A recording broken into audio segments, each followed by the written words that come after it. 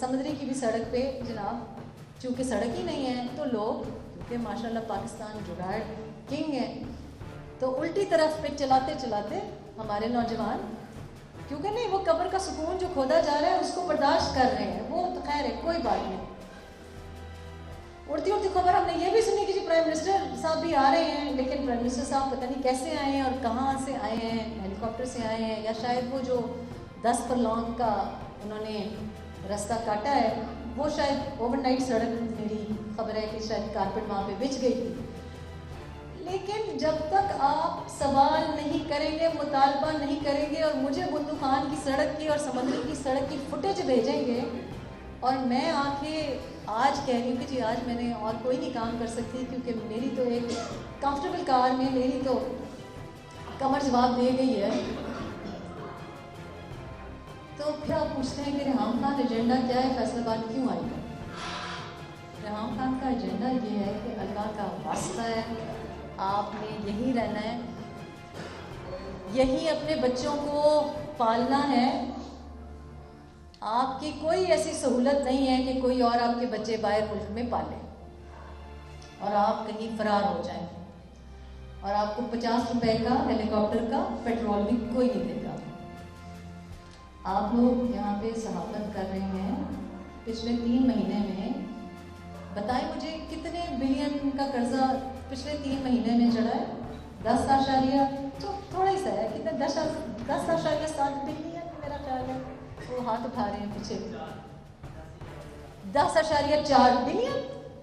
कोई बात नहीं है, पीटीआई को बिलियन पता नहीं है कि कितने जीरोस होते हैं, लेकिन आप लोगों ने इधर ही रहना है, खुदा का खौफ करें, थोड़ी सी है। कल मैं समंदरी गई तो मैंने पूछा जी समंदरी का नाम समंदरी क्यों है, उन्होंने ज़बरदस्त मुझे डॉक्यूमेंट्री बताई और उन्होंने कहा जी यहाँ पे एक बड़ी ज़बरदस्त बात है, मैं तो यहाँ पे ख़वातीन आती हैं, कोई और तो नहीं है कि मैं आ गई हूँ। उन्होंने कहा जी हमारी तो रिवायत है, यहाँ पे तो एक पुरानी जो हमारी हीरो है वो भी खातून थी, पठानी, नाम भी उनका पठानी बेगम था, तो यानी कि गैरतमंद इलाका है, अपनी ज़मीनों के साथ आपका रिश्ता जुड़ा हुआ है। तो लंदन प्लान ये है रेहाम खान का कि कौम जाग जाए, थोड़ी सी गैरत दिखा लें, थोड़ी सी हिम्मत कर लें, थोड़ी सी हिम्मत मैंने भी कर ली।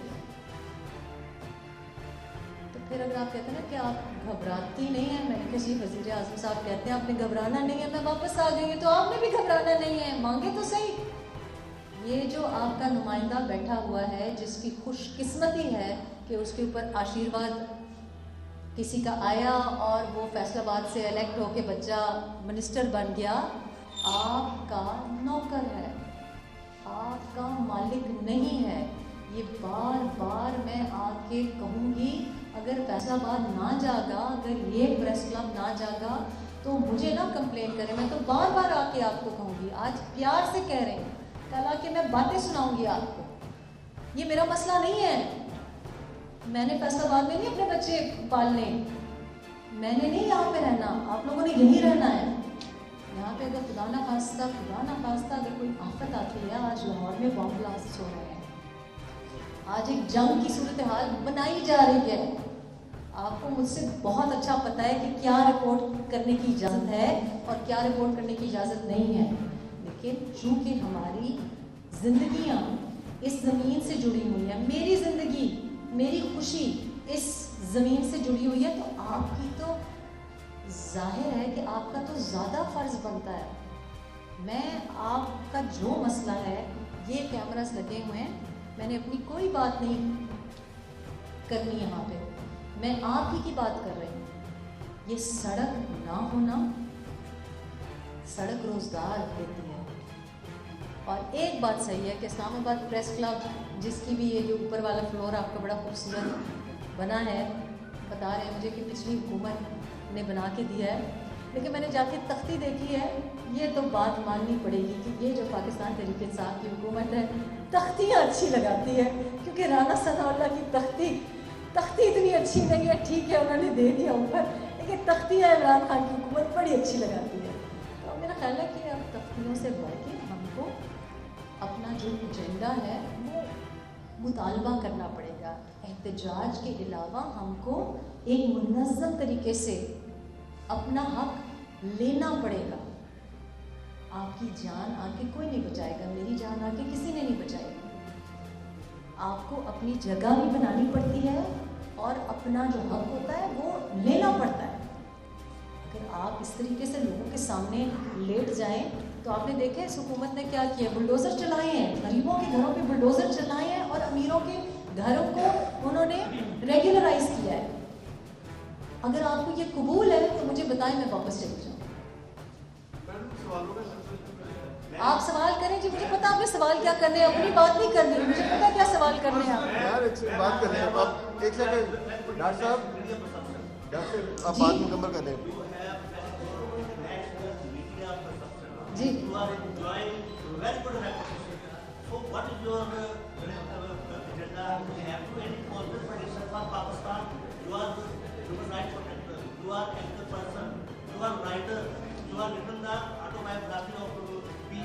No, I have not written the autobiography of PM. I have written my autobiography. जी जी। मेरा जी, मेरा गोल ये है कि मेरा गोल ये है कि मैंने ऑटोबायोग्राफी अपनी ज़ात की और अपनी ज़िंदगी की लिखी और कुछ लोग जो जुड़े हुए थे उनके बारे में भी लिखा। लेकिन मेरा गोल ये है कि मैं बर्दाश्त नहीं करती कि किसी के साथ नाइंसाफ़ी हो, कहीं कोई गलत काम हो, और उसकी वजह यह है कि अल्लाह पाक की इस वजह से मेरे ऊपर रहमत है। और मैं आपको बताना चाहती हूँ कि अगर मैं हिम्मत कर सकती हूँ, मैं भी तो वापस आई हूँ ना, मैं भी तो वापस आई हूँ इसलिए क्योंकि मुझे पता है कि मेरी ज़िंदगी ऊपर वाले ने लिखी हुई है, मेरा रिस्क ऊपर वाले ने लिखा हुआ है, ज़मीन पे किसी बंदे के हाथ में नहीं है। और मैं आपको भी मजबूर करूँगी और आपके हक के लिए भी लड़ूँगी, आपकी आंख खोलने की कोशिश करूँगी जितना मेरी बिसात है। आपने सुनी हुई बात समझ ली हुई, चाहे अगर आपके सवाल का मकसद ये है कि क्या सियासत में आएंगी, अगर सियासत में मैं, क्योंकि आपने नहीं पूछा, असि डायरेक्ट गल करते हैं, तुसी अंग्रेजी में गलत करते हो, डायरेक्ट पूछो। अच्छा मैं डायरेक्ट पूछता हूँ, तो हम एक्टिव सियासत भी करेंगे, हम एक्टिव एक्टिविज्म भी करेंगे, हम एक्टिव आपको इधर सड़क बना के छोड़ के दूंगी मैं। जी बिल्कुल आना चाहूंगी, आपको कोई एतराज है? आप वोट डालेंगे, आप कैंपेनिंग करेंगे? मैडम मेरा एक क्वेश्चन है कि अगर आप देखें आप प्रेस क्लब में ये जी ब्लॉग कर रही है, तो हो सकता है हमारी जो कॉलोनी है वो दे ही ना, मुझे हमें दे ही ना। ओ सर, ओ छड्डो जी, छड्डो जी, ये जी शिकस्ता वाली। मैं कहती हूँ कि मैं कहती हूँ हाँ जी राणा साहब आप बात एक सेकंड प्लीज। अच्छा राणा साहब, अच्छा मेरा क्वेश्चन बड़ा आपसे ज़ाती से है थोड़ा सा, कि आपके जैसे खदो खाल भी हैं और आप जैसे हम समझते हैं आप साथ से बिलोंग करती हैं, तो लेकिन आप पंजाबी नीच बोलते हैं, बल्कि हम पिछले दिनों हमारा टूर गया कैमरे के लिए, तो हम आपको स्वाद में ढूंढते रहे कि आपकी शिपिंग मिल जाए वहाँ पर, तो आप पंजाबी इतनी अच्छी बोलती हैं, उसका बताइएगा ज़रा कि उसकी। मुझे लगता है कि मुझ में एक जो है ना, शायद कोई एक पंजाबी जो रूह है वो पिन्हा है। और मैं आपको एक और ज़ाती एक बात बता दूं कि मुझे हमारे सीनियर साहब हैं, और ये बड़ी अच्छी बात है कि हम जो पश्तून है वो पंजाबी बोल सकता है और जो पंजाबी है वो अंग्रेज़ी फटफट बोलता है। लेकिन जो चीज़ मुझे जो अच्छी लगती है और बुरी भी लगती है वो ये है कि हम पश्तून जो है ना, जहाँ कहीं जाते हैं पश्तून में बात करते हैं, लेकिन हमारा जो पाकिस्तान का पंजाबी है जहाँ कहीं जाता है अमेरिकन अंग्रेज़ी में बात करता है सर। तो बात यह है कि मैंने सरदार कम्युनिटी में जी तुसी गल करो पंजाबी सुनने वास्ते आए। अच्छा मैडम तो मैं आपको ये बताऊं कि मैं पंजाबी ज़बान इतनी मैं पसंद भी करती हूँ, और पूरी दुनिया में पंजाबी जो ज़बान है वो अब राइज है, और वो पाकिस्तान की वजह से नहीं है, वो हमारी सरदार कम्युनिटी की वजह से राइज है। कनाडा में आपने देखा है कि ऑफिशियल लैंग्वेज है और वो बड़ी शान से पंजाबी बोलते हैं, और है तो हमारे ही हैं, ठीक है, लेकिन है तो अपने ही भाई है ना। तो 74 साल पहले तो हम भी साथ ही थे। अच्छा मैडम, इसी वजह से मैं इसको सेलिब्रेट करने के लिए कि पंजाबी जब बाहर से हम आते हैं ना, तो जब आप पंजाबी में बात करते हैं तो मुझे बहुत अच्छा लगता है। जब आप इंग्लिश में बोलते हैं तो मैं कहती हूँ अच्छा चलो ठीक है अंग्रेजी में बोल सकते हैं। पंजाबी पंजाबी सिखाओ। अच्छा बात ਮੈਂ ਪੰਜਾਬੀ ਪੁੱਛਦਾ मैं ਤੁਹਾਨੂੰ जी पूछो ਮੈਂ ਤੁਹਾਨੂੰ पूछो। ਸਭ ਤੋਂ ਪਹਿਲੇ ਤਾਂ ਤੁਸੀਂ ਸਾਡੇ ਪ੍ਰੈਸ ਕਲੱਬ ਆਏ ਹੋ, ਸਾਡੇ ਵੱਲੋਂ ਵੈਲਕਮ ਆ। ਦੂਸਰੀ ਗੱਲ, ਸਾਡਾ ਫੈਸਲਾਬਾਦ ਏਡਾ ਵੀ ਮਾੜਾ ਨਹੀਂ ਜਿੱਦਾਂ ਤੁਸੀਂ ਕਹਿ ਦਿੱਤਾ। ਨੰਬਰ ਮਸਾਇਲ ਹੈ मैं ਹੈਗੇ ਆਪਣੀ नहीं ਜਗ੍ਹਾ। किया कि माड़ा है, मैं तो क्या इतनी वड्डी ਤੁਸੀਂ वड्डी 11 दफा माला, इतना वड्डी वड्डी गड्डियां ते इतनी टुट्टी फुट्टी सड़कां, मैं तो ये कहा मैं मसाइल है ये अपनी जगह इतने पे सोहने सोहने गबरू जवान ते इतनी बुज़दिली, मैं तो ये कहा बुज़दिल नहीं। मैं तो कहा इतनी ਤੁਸੀਂ 11 ਦਫਾ ਸਾਨੂੰ ਗੈਰਤ ਦਾ ਵੀ ਤਾਨਾ ਦਿੱਤਾ, ਇੱਕ ਦਫਾ ਤੁਸੀਂ ਬੁਜ਼ਦਲ ਵੀ ਕਹਿਤਾ। ਅਸੀਂ ਹੁਣ ਤਵੱਕਾ ਕਰਦੇ, ਤੁਹਾਡੇ ਕੋਲ ਮੁਤਾਲਬਾ ਕਰਦੇ ਕਿ ਤੁਸੀਂ ਸਾਡੇ ਫੈਸਲਾਬਾਦ ਦੇ ਮੈਂ next time- ਆਪਣੇ ਪੇਜ ਤੇ ਤੁਸੀਂ ਲਾਓ। ਮੈਂ- ਤੁਸੀਂ ਜਾ ਕੇ ਵੀਡੀਓ ਇੱਕ ਬਣਾ ਕੇ ਆਪਣੇ ਪੇਜ ਤੇ ਲਾਓ, ਅਸੀਂ ਦੇਖਾਂਗੇ मैं ਕਿ ਤੁਸੀਂ ਉਸ ਦੀ ਗੱਲ ਕੀਤੀ। खुद वीडियो ना मैं थोड़ा वीडियो अपने फेसबुक पे भी लगा, ठीक हो कि डन हो गया? ਓਕੇ हाँ भाई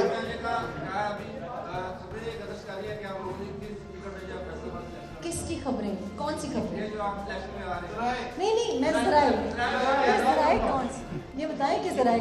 अच्छा देखिए, मैं जमहूरियत पसंद हूँ, मैं कह रही हूँ कि मुझे फैशिज़म नहीं पसंद। तो हमें चूँकि मेरा सहाफ़त से ताल्लुक़ है, मैं फैसलाबाद आई हूँ, मैं वाकई फैसलाबाद की बहुत फ़ैन हूँ। आप मुझे बताएं कि इधर जमहूरी वोट ले लेते, आप बताएं आप जहाँ कहेंगे किस पार्टी को ज्वाइन करना है, आप बताएं नून लीग को ज्वाइन करूं, JUIF को ज्वाइन करूं, जमात इस्लामी को ज्वाइन करूं, PTI को ज्वाइन करूं, सब वोट। मैं कहती हूँ, मैं इधर कह रही हूँ, कैमरे पे कह रही हूँ, आप जिस पार्टी को कहेंगे कि ज्वाइन करें और जब कहेंगे ज्वाइन करें। आज मैं सहाफ़ी का इशारे का इंतजार कर रही हूँ।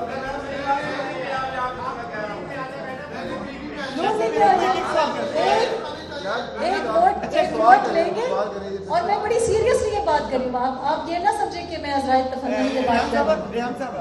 अगर फैसलाबाद कहेगा कि नून लीग ज्वाइन करे तो हम उसको प्रॉपर वोट लेके सोचेंगे। अगर मेरे PTI के भाई, क्योंकि मेरे साथ राब्ते में है, देखिए मैं हमेशा मस्कीन और मजलूम के साथ रहती हूँ। आजकल PTI जो हमारे भाई हैं वो वाकई बहुत मजबूर और बड़ी मस्कीन हालत में। वैसे तो हमारे प्राइम मिनिस्टर साहब भी बहुत, एक्चुअली उनके भी ह्यूमन राइट्स के लिए मैं सोच रही हूँ कि कैंपेनिंग करूँ, लेकिन आई एम सीरियस। आप जो कहेंगे, जो समझेंगे, और उसकी वजह यह है कि मेरा सियासत में आने का मकसद मिनिस्टर बनना या किसी की चापलूसी करना या किसी का इंफॉर्मेशन मिनिस्टर बनना, किसी का स्पोक्स पर्सन बनना नहीं है। यही मसला है कि अगर मुझे कोई इतनी अथॉरिटी दे दे कि जी ये समुद्री की सड़क आप बना दें, या कोटनाली में पानी दे दें, या खानपुर में रोज़गार दे दें, मुझे अगर इतनी कोई दे दे बग़ैर किसी पोजीशन, बग़ैर किसी तनख्वाह के, मैं अभी भी तो कर रही हूँ। और ये मैं बड़े आपको सच्चे दिल से कह रही हूँ, मुझे बिल्कुल कोई, क्योंकि ये प्राइम मिनिस्टर बना है, इतना बड़ा सेलिब्रिटी हीरो प्राइम मिनिस्टर बना है, फ़ायदा मेरी नज़र में नहीं है। फ़ायदा इंसान की ज़िंदगी में बस इज़्ज़त ही, इंसान इंटेग्रिटी ही कमाता है। और अगर इतना बड़ा मौका मिले, मैंने आपको कहा इतना बड़ा प्लेटफॉर्म है, अगर मैं अपने भाई की वीडियो लगा दूँगी और उसकी फॉलोइंग बढ़ जाएगी तो मेरे लिए ये मेरी खुश नसीबी होगी। अगर मैं फैसलाबाद की, और मैं करती हूँ, मैंने पुराने लोगों के, सीनियर सहाफ़ियों के पुराने आर्टिकल्स को जो पसंद किया है वापस रीपोस्ट किया है। आप खिदमत का मौका दें, आप बोलें कि ये करो और आप मुझसे भी करवाएं, आपका हक बनता है। आप दे रहे हैं ना मुझे कवरेज, आज आप सारे आए, मुझे पता है क्या मसले हैं। वो पहले ही डर गया कि जी कॉलोनी बननी, वो पहले ही डर गया भाई मेरा। अच्छा मैडम ये बताएं, जो मौजूदा मुल्क की सूरत हाल है, अपोजिशन के कुछ धड़े आपस में मिल रहे हैं, तो इस सारी सूरत हाल को आप जो नून लीग और पीपल्स पार्टी बिल्ला और खान साहब ने आकर यहाँ पर जब कल इफ्तार किया तो उस पर उन्हें बड़ा थोड़ा सा पेन भी महसूस हुआ। इस सारी मुल्क की सूरत हाल को आप किस तरह से देखते हैं?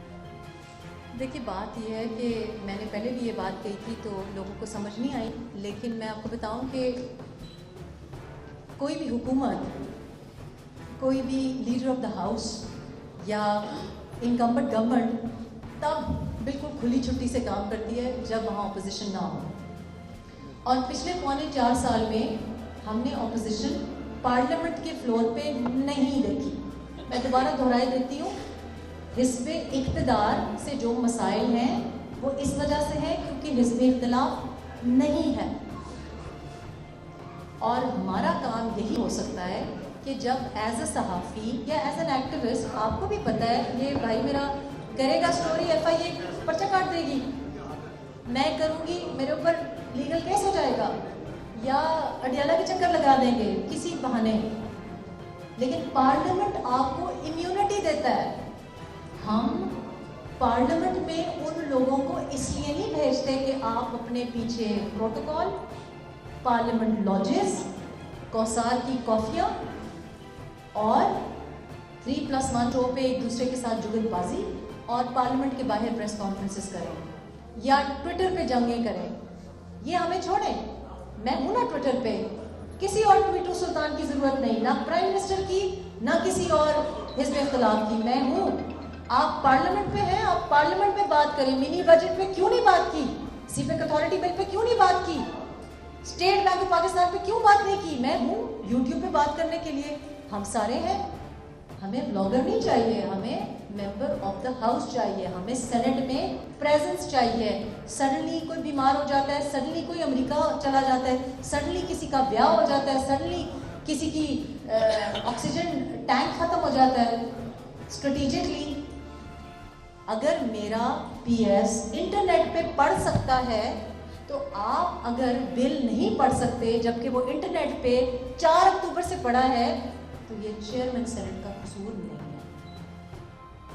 मैं आपको इसी बात की तनख्वाह देती हूँ, क्योंकि हम इन सबको तनख्वाह देते हैं। आजाद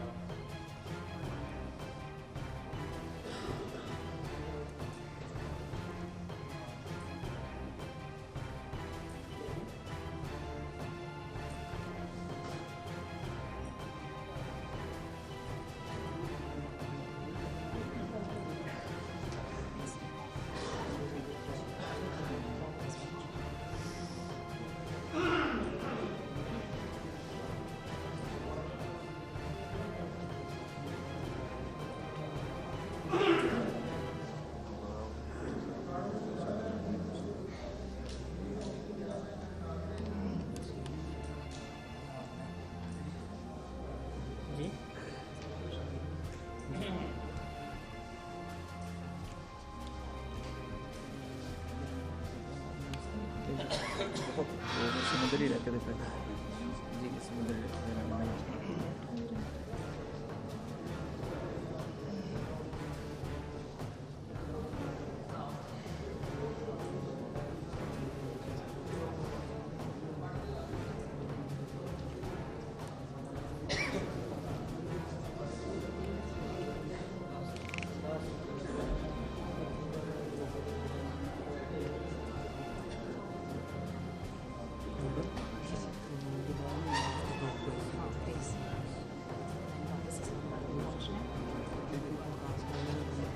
एक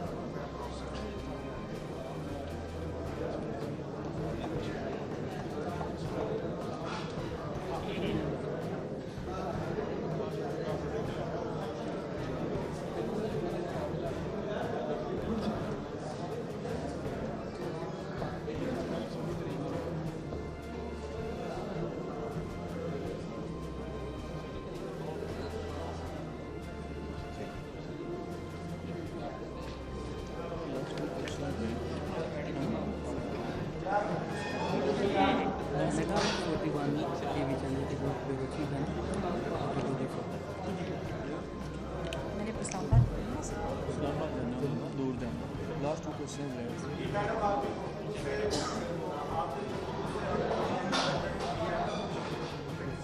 जी जी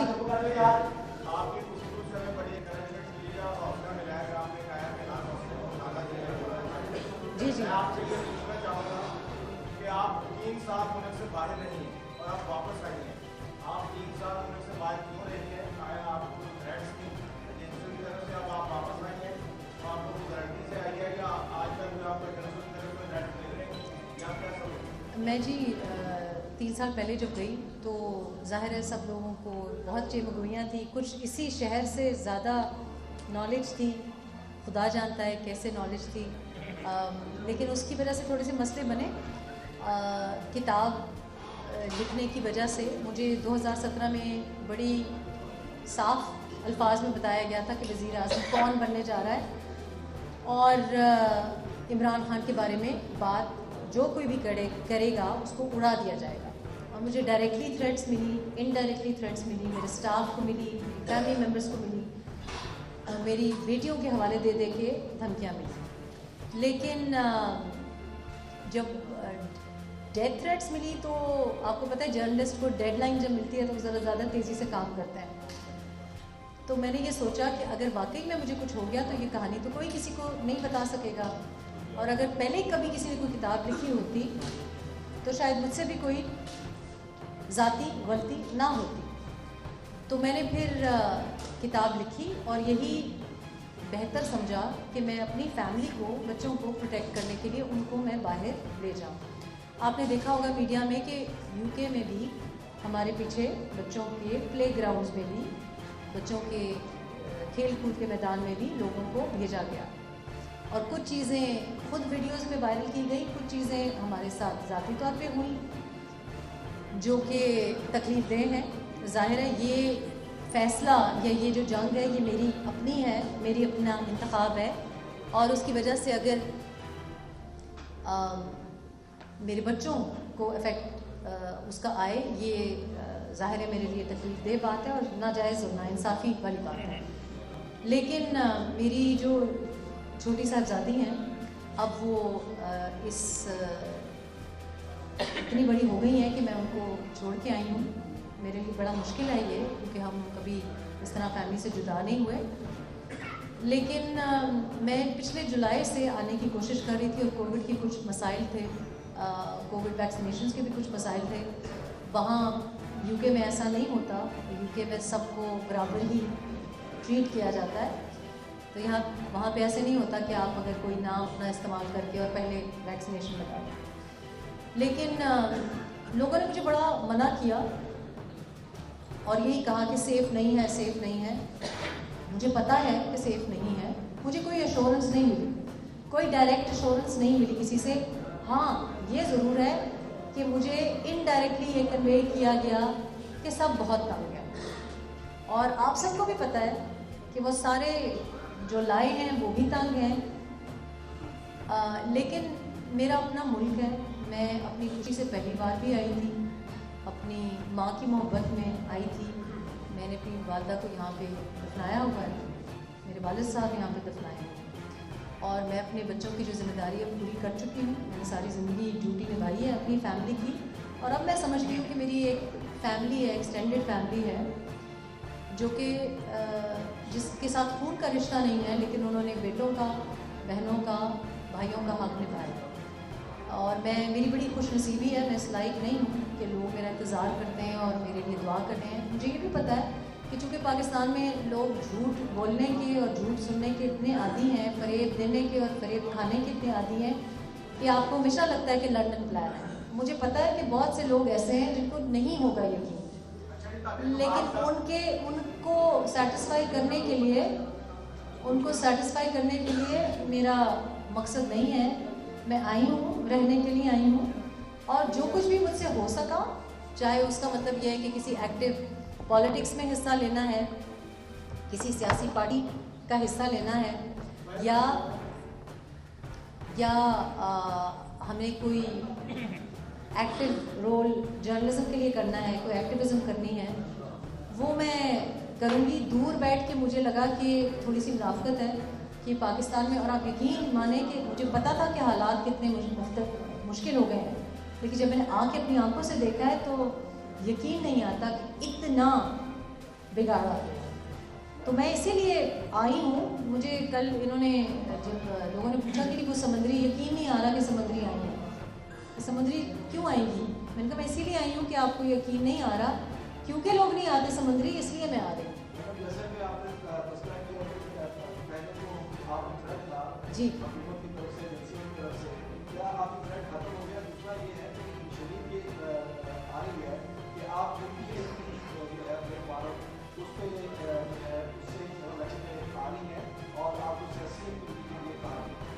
मुझे किसी ने नहीं कहा, और वो इस वजह से किसी ने कुछ नहीं कहा क्योंकि जो लोग पहले मुझे कहते रहे हैं उनको पता है मैं बात उनकी नहीं सुनती। मैंने कभी किसी की बात नहीं सुनी और अपनी मर्ज़ी की है। तो मुझे ये आपसे इन्फॉर्मेशन मिल रही है, मुझे बड़ी खुशी हो अगर पीटीआई मुझे चाहे कि मैं उनकी नुमाइंदगी करूं, बिकॉज़ मैं जनरली ये समझती हूँ कि पीटीआई के जो एक्चुअली कोर मेंबर्स थे या जो जेन्युइन पीटीआई थी उसके साथ बड़ी ज़्यादती हुई है। जो आप काबीना में आप देख रहे हैं ये पीटीआई नहीं है, ये मुशर्रफ की बाक़ियात हैं, पीपीपी है। तो लगता है कि ज़रदारी साहब अगर कल को वज़ीर आज़म बन जाए तो उनको कोई ख़ास रद्द बदल करने की शायद ज़रूरत ना पड़े, शायद वो भी सीख गए हों, शायद वो भी अपने उन लोगों को ना रखें, लेकिन ये पीटीआई नहीं है। दूसरी बात यह है कि जो भी पीटीआई अब होगी वो पीटीआई तो नहीं होगी, क्योंकि मैंने हमेशा ये कहा है, आज भी ये कहती हूँ कि पीटीआई इमरान की, इमरान पीटीआई था। It was a one man party, एक शख्स के लिए बनाई गई, एक शख्स ने अपने लिए बनाई, और वो मेरा ख्याल है कि उसका फ्यूचर नहीं है, ना इमरान की सियासत का फ्यूचर है। हाँ, आप मुस्तकिल उनको 10 साल किसी भी एक्सक्यूज़ के तौर पे बिठा सकते हैं, उस तरह तो बड़े और ममालिक में 50-50 साल लोग बिठाते हैं, बड़े लोग जो बिठाने वाले हैं वो बिठाते हैं, लेकिन सियासत नहीं हो रही, ये सियासत नहीं है। मैं जी पीटीआई ने तो जो अगर बराए नाम जो पीटीआई है वो मेरा ख्याल है कि इस हुकूमत के ख़िलाफ़ नो कॉन्फिडेंस होना चाहिए। साफ बात जो है, मैं समझती हूँ कि हुकूमत के ख़िलाफ़ नो कॉन्फिडेंस आना एक बेईमानी बिल्कुल अंडरस्टैंडेबल बात है। मसला इस वक्त ये है कि नो कॉन्फिडेंस पे तो सब राज़ी हैं, लेकिन कॉन्फिडेंस किस में है इस पे राज़ी नहीं है, और ये बड़ा सबसे इशू है कि जब आप अदम एतमाद की मूवमेंट लाते हैं फिर आपको ये बताना पड़ता है कि एतमाद किस में है। और ये अगर पीडीएम डिसाइड कर ले तो ना मैं नजूमी ना मैं पीर, और फिर अगर मैं कोई बात करूँगी तो कहेंगे कि जी आप गैरत दिलाने के लिए आती है। मैं तो जो बात जायज़ है वो करूँगी, जब तक डिसाइड आप नहीं करेंगे कि एतमाद किस में है। मैडम आपने पहले भी न्यूज़ चैनल ज्वाइन किया, जी जी, तो क्या अब हम समझें कि इस तरह भी आप कुछ इस सिलसिले को जोड़ेंगे या फिर अपनी नियो चैनल से कहें कि रब्ता करें। मेरा ख्याल है कि आपने देखा है अभी कैसे माइक, ज़रा मैं कोई ख़तरनाक बात करती हूँ तो इधर से माइक उठा के भाई साहब भाग जाते हैं। बात ये कि मैं एक्चुअली उस तरह से टीवी चैनल्स की बातचीत चल रही है, काफ़ी अरसे से चल रही है। मसला ये है कि जाहिर है कि हुकूमत के इश्तिहारात रोकने से लोग डरते हैं, साफ बात ये है, और शायद ये आप बात ना चला सकें, और मैं समझती हूँ ये मसला। हाँ जी खबर साहब जी आइए फिर हम मेरे खिलाफ बातें करें। आपके खिलाफ नहीं, आपके हक में बात की है।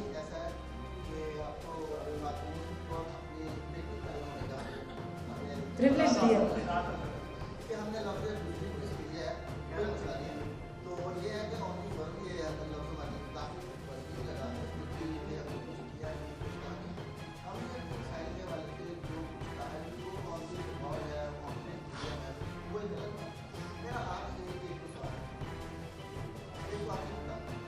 जी।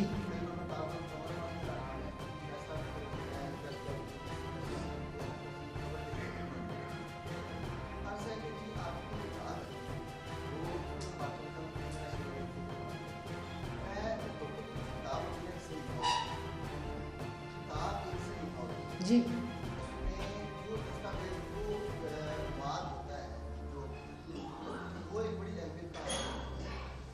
तो मैं उसको इस किताब को अदब किस मुकाम पे है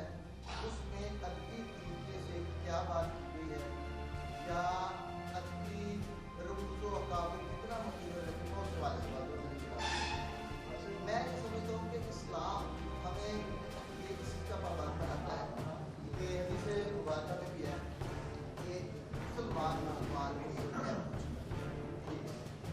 तो ये जो किताब है उसके वो उस बात को मैं अलग तो मजहबी वाले से बात हो जाएगी कि किसी से आपको छुपाना हमारे लेकिन उसमें जो लफाजी है जो अल्फाज है ग्रामर के वाले से अल्फाज के वाले से आया बहुत ज़्यादा जिस तरह कोई बंदा अपने ज़ाती इंतकाम की वाले से डायरी लिख रहा हो बहुत बड़ी किताब है जो हज़ारों साल जिंदा है। तो उसमें ऐसा नहीं है कि ज़ाती जिस तरह की ज़ाती ताज़ा ताज़ा कुछ पेश कर दिया है तो हमने अल्फाज को इतना रफ कर दिया है। मैं आपसे एक सवाल पूछूं, आपने किताब पढ़ी है? आपने किताब पढ़ी है? आपने किताब पढ़ी है? नहीं, मैंने आपसे पूछा आपने किताब पढ़ी है? इन्होंने सुनी है। नहीं, मैंने आपसे पूछा, मैं भी साहब हूँ, आपने किताब पढ़ी है? नहीं, आपने हुजूर आपने मेरी किताब पढ़ी है? पढ़ी है? कितने सफ़ात हैं बताइए, कितने सफ़ात हैं? नहीं, मैं सिर्फ पूछूं कितने सफ़ात हैं? नहीं, मैं सिर्फ पूछूं, मैं एक वजह से पूछूं।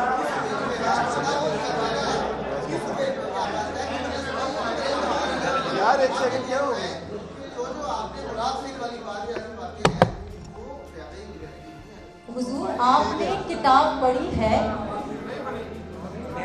आपने वैसे मेरी बात का जवाब दे दिया, खुद जवाब दे दिया, इसलिए कि हुजूर जो बात आप जिस तरफ इशारा दे रहे हैं, जिस शख्स का नाम ले रहे हैं, जो वाक़या कह रहे हैं, वो मेरी किताब में नहीं लिखा हुआ। बस साबित हुआ कि आपने मेरी किताब नहीं पढ़ी, वहाँ पे वो मैं आपकी दूसरी बात का जवाब दूँ। पहली बात यह है कि मैंने अपनी ज़िंदगी अपने मर्ज़ी से और अपनी उसूलों से और अपनी वैल्यू सिस्टम के साथ जीने का तहिया किया है, और मैं समझती हूँ कि मेरी नज़र में, वैसे ये सवाल मुझ पे बनता नहीं, आपको किसी और से पूछना चाहिए, किसी ने जिसने किताब पढ़ी हो, जिसने रिव्यू किया हो। मुझे जो लोग पाकिस्तान से नहीं जुड़े हुए, जो लोग PTI से या जनरली पाकिस्तान से नहीं जुड़े हुए, जिन्होंने किताब पढ़ी है, और जो इमरान खान को नहीं जानते और जो रिहाम खान को नहीं जानते। मतलब एक खातून का मुझे कोट आया, आप देख भी सकते हैं, गुड रीड्स पे उन्होंने लिखा है, क्योंकि वो अमेरिकन है तो उनको पता नहीं था। उन्होंने कहा जिस टेनिस प्लेयर के बारे में लिखी है, क्योंकि वहाँ पे क्रिकेट नहीं खेला जाता। बिलीव इट और नॉट, कुछ ममालिक में इमरान खान को नहीं पहचाना जाता, और वो मुझे भी नहीं पहचानते, और उन्होंने चेहरा भी नहीं देखा हुआ था, शायद सिर्फ कवर पे देखा हुआ। उन्होंने जब किताब पढ़ी तो उन्होंने कहा कि ये किताब किसी भी पेरेंट के लिए, किसी भी फैमिली सोसाइटी के लिए बहुत इंटरेस्टिंग किताब है।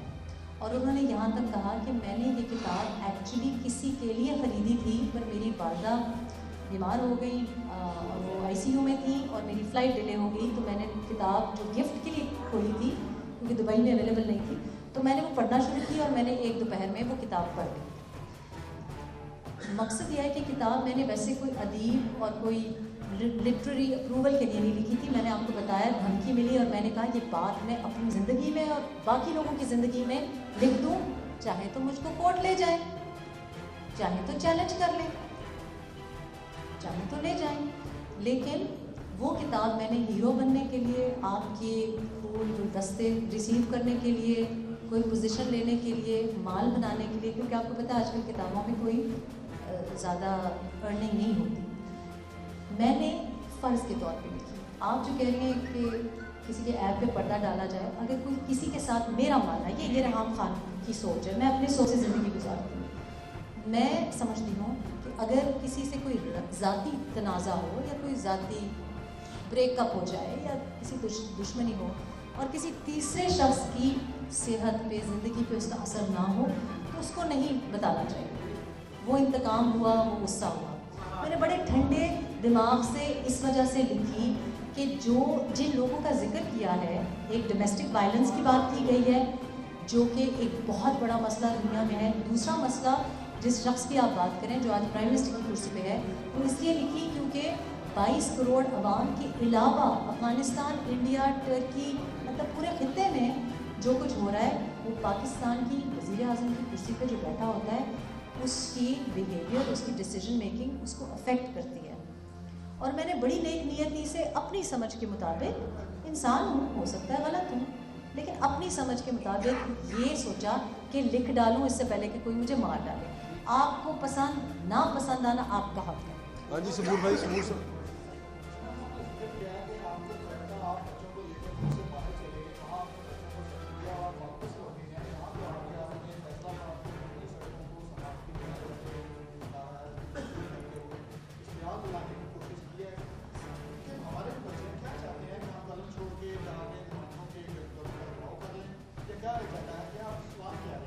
प्लान मेरा ये है बड़ी सिंपली कि वैसे मैंने इश्तियाल बड़ा स्ट्रॉन्ग वर्ड है, लेकिन इस पर भी मुझे कोई एतराज़ नहीं है। वैसे अगर मैं आपको इतना मोटिवेट कर दूं कि आप उठ खड़े हो एहतजाज के लिए, तो हम पहले भी डी चौक में किसी और वजह से एहतजाज करते रहे, इसमें भी मुझे कोई एतराज़ नहीं है।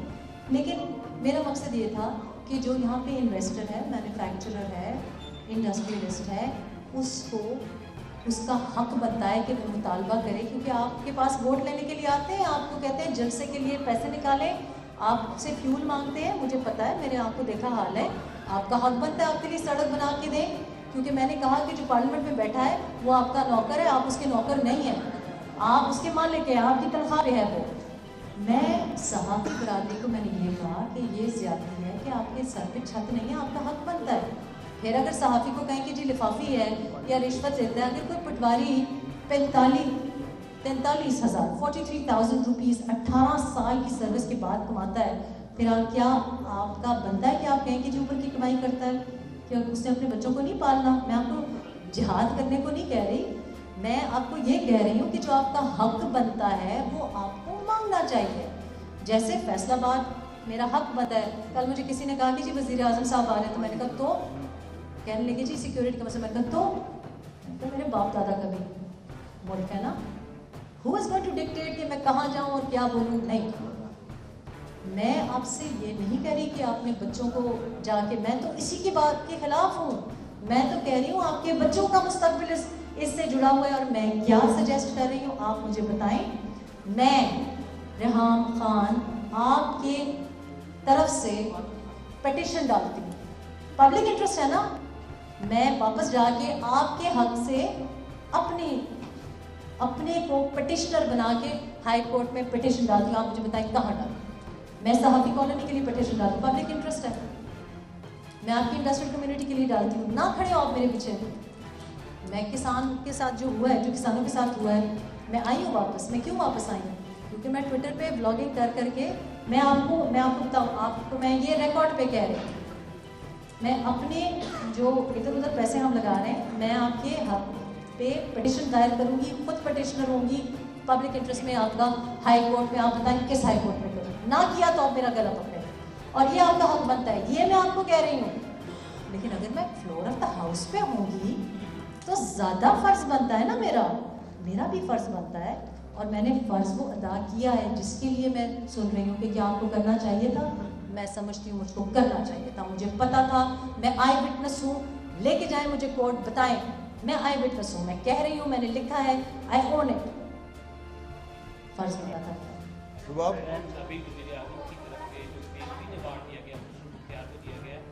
क्या अवार्ड दिया गया है? अच्छा, ये मेरी इत्तला में नहीं। मुराद से इनको भी दिया गया, उससे बख्तियार को भी दिया। गुड लुकिंग तो वो भी है वैसे, मेरी तो ये इत्तला में नहीं है। लेकिन देखिए यहाँ पे अवार्ड्स, मैं क्या कुछ और बोल दूँगी फिर वो भी पकड़ा जाएगा, फिर कहीं चीज़ तैयार।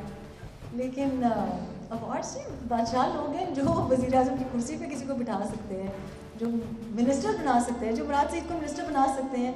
खुसरो बख्तियार साहब को भी बन गए वो सीएम, वो साउथ पंजाब, वो क्या है उसको क्या कहते हैं, जनूबी पंजाब महाज है, वो जिंदा है, मुझे पता नहीं, हो सकता है इस बात का अवार्ड मिला हो कि जी आप लोगों को एक वादा करते हैं और मेरी तरह यू टर्न ले लेते। आई सपोज कि यू टर्न का अवार्ड मिल सकता है। और कम्युनिकेशंस भी, मेरा ख्याल है सड़कें भी शायद मुराद सईद साहब भी किया, वही सड़कों की का रोना रो रही हूँ, तो मेरा ख्याल अवार्ड तो बनता है। अगर प्राइम मिनिस्टर के साथ मैचिंग उनकी काबीना हो तो फिर तो अवार्ड बनता है। प्राइम मिनिस्टर साहब को भी आला कारकर्दगी का कोई नहीं मिला, मैं होती तो उनको सबसे पहले देती। फाइनल एक क्वेश्चन लेंगे ख़वातीन से, चूँकि हमने बात नहीं की।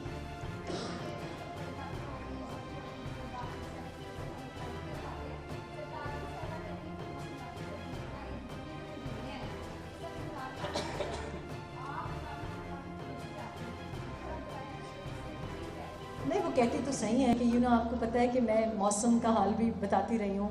मैं टॉफिस ट्रेन मीटरोलॉजिस्ट रही हूँ और मैं समझती हूँ कि हाँ, सुनामी जो उन्होंने लफ्ज़ अपने लिए इंतखाब किया है बिल्कुल सही है। सुनामी तबाही लाती है। और मैं आपको बताऊँ कि ये जो नेचुरल डिज़ास्टर होता है वो भी मौसम के साथ जुड़ा हुआ है। मैं समझती हूँ कि बिल्कुल सही कह रही हैं। और वैसे भी वो माहौल से जुड़ा हुआ उनका पोर्टफोलियो है, तो वो मेरा ख्याल है वो पोर्टफोलियो उनको बड़ा सूट करता है। माहौल तो वो बड़ा ज़बरदस्त बनाती है। Thank you. बहुत बहुत शुक्रिया जी। मैं माज़रत के साथ में बिल्कुल आपके सवालात और भी लेती हाजिर हूँ। मैंने वापस घर पहुँचना है। जी जी जल्दी। एक मिनट यार, एक मिनट। हाँ जी, करें सवाल कर जी।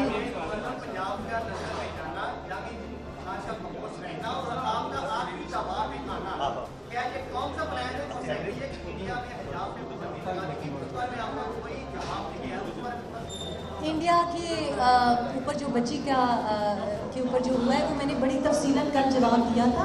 एक सहाफ़ी ने समंदरी में मुझसे पूछा था और मैं आपको वेरी क्विकली बता दूं कि औरत के लिबास को कसूरवार ठहराना विक्टिम ब्लेमिंग है और मेरा उसके बारे में नज़रिया ये है कि वो लड़की का कसूर नहीं है। माहौल ऐसा होना चाहिए कि औरत जो लिबास पहने उसकी इजाज़त होनी चाहिए। तो फैशिज्म है इंडिया में, I am very clear about it.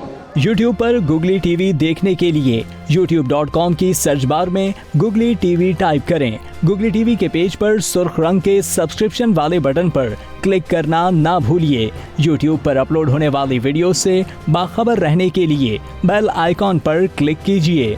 आपको हर नई आने वाली वीडियो के बारे में नोटिफिकेशन मौसूल हो जाएगा।